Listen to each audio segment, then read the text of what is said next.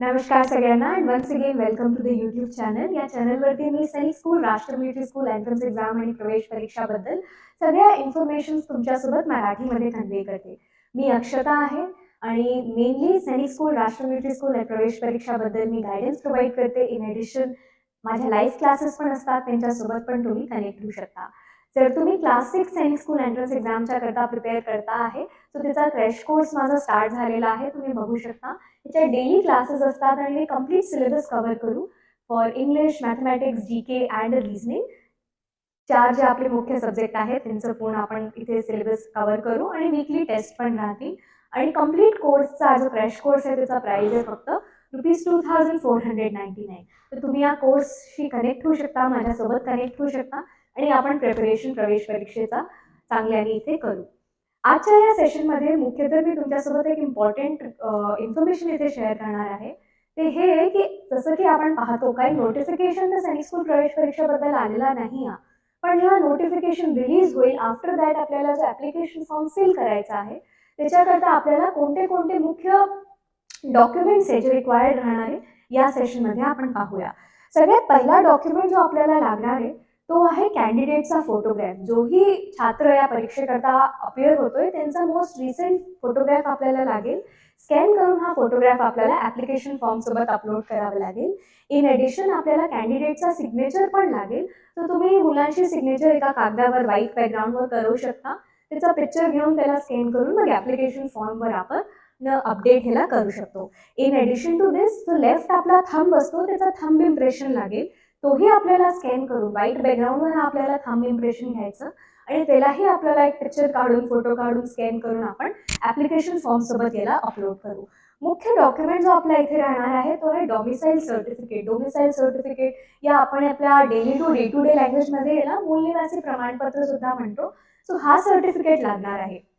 ज्याही स्टेटशी तुम्ही बिलॉंग करता, जो स्टेट पण तुमचा डोमिसाईल स्टेट असेल तिकडला आपल्याला हा सर्टिफिकेट रिक्वायर्ड असेल. आणि पुढे जाऊनही काउन्सिलिंगच्या प्रोसेसमध्ये हा सर्टिफिकेट पुष्कळ एक इम्पॉर्टंट डॉक्युमेंट राहणार आहे. कारण जसं की आपल्याला माहिती आहे होम स्टेटचं रिझर्वेशन वेगळं आहे, अदर स्टेटचं रिझर्वेशन वेगळं आहे. तर ज्या स्टेटचं तुम्ही डोमिसाईल सर्टिफिकेट लावताय त्या स्टेटचं होम स्टेट रिझर्वेशन तुम्हाला परीक्षेमध्ये ॲडमिशनच्या वेळेस मिळणार आहे. सो हा सर्टिफिकेट तुम्ही चांगल्याने खूप प्रिपेअर करून आत्ताच ठेवून घ्या जर नसेल तुमच्याजवळ, कारण ॲप्लिकेशन फॉर्म फिल करताना हा one of the most important document राहणार आहे. ह्याच्या पुढे जर आपण बघितलं तर आपल्याला कॅटेगरी सर्टिफिकेट सुद्धा लागणार आहे.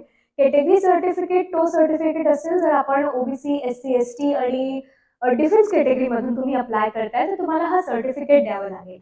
ना डिफेन्स कॅटेगरीच्या कॅन्डिडेट करता जर फादर या आई वडिलांमधून कोणी पण सध्या सर्व्हिसमध्ये आहे तर तुम्हाला एक सर्व्हिस सर्टिफिकेट द्यावं लागेल, तो तुम्हाला अपलोड करावा लागेल.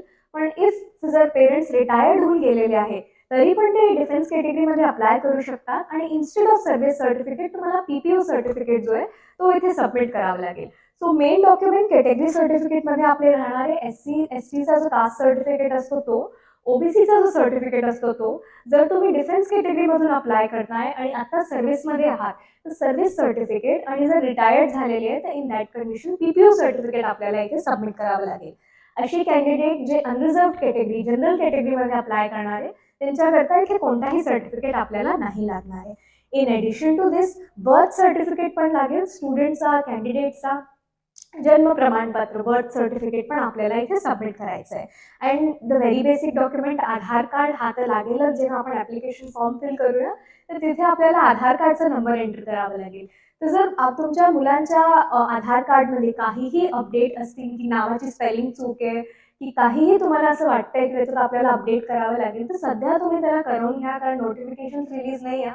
तर आपल्याजवळ पुष्कळ टाईम आहे. 10 ते 15 दिवसात तुमचा जो करेक्टेड आधार कार्ड आहे तो तुमच्याजवळ येऊन जाईल. पण जसं नावाच्या स्पेलिंगमध्ये काही एरर असेल तर त्याच्यामध्ये आपल्याला पुढे जाऊन ॲडमिशनच्या वेळेस, फॉर्म फिलिंग करच्या वेळेस थोडी डिफिकल्टी येऊ शकते. तर त्या सगळ्या कंडिशन्सला तुम्ही अवॉइड करा. आधार कार्ड एकदा चेक करा, स्कूल रेकॉर्डचं नाव चेक करा, आधार कार्डवर मुलांचं नाव, डेट ऑफ बर्थ बरोबर आहे की नाही. इफ कोणताही त्याच्यात डिफरन्स तुम्हाला वाटतं तर तुम्ही कोणत्याही एका जागी आधार कार्डमध्ये, स्कूल रेकॉर्ड्समध्ये त्याचा जो करेक्शन आहे ते करून घ्या. तर हे काही मुख्य डॉक्युमेंट्स आहे जे आपल्याला रिक्वायर्ड राहणार आहे सैनिक स्कूल एंट्रन्स एक्झाम प्रवेश परीक्षेचे ॲप्लिकेशनबद्दल. सो विथ दिस एव्हरीवन, हा जो आजचा सेशन आहे इथेच आपण समाप्त करूया.